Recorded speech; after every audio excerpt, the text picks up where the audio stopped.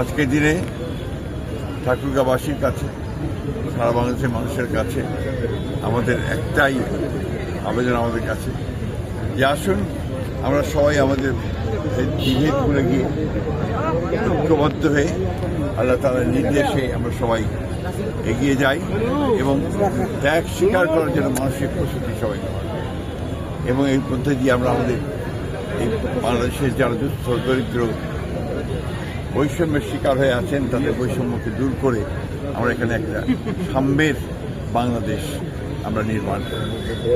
আল্লাহ তাআলার কাছে আমাদের এই দোয়া যে আল্লাহ তাআলা আমাদেরকে যা তৌফিক দেন আমরা সেই কাজ করতে পারি।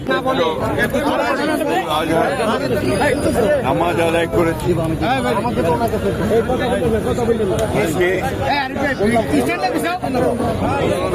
হযরত ইব্রাহিম রেখেছিলেন, সেই নিদর্শনকে সামনে রেখে আমরা সারা বিশ্বের মুসলমানরা আমরা এই দিনটিকে কোরবানির মাধ্যমে আল্লাহ তাআলার উদ্দেশ্যে আমরা কোরবানি করি।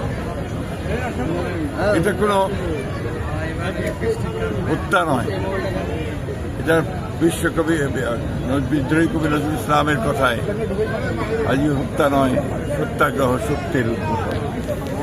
আমরা আমাদের যত কলুষিত আছে মনের মধ্যে আমরা সমাজে সেগুলোকে বাদ দিয়ে এই কোরবানির মধ্যে দিয়ে আমরা সেটাকে পবিত্র করতে চাই এবং সেটাকেই আমরা একটা এই আল্লাহ তাআলার নির্দেশে এই কোরবানি আমরা পাই।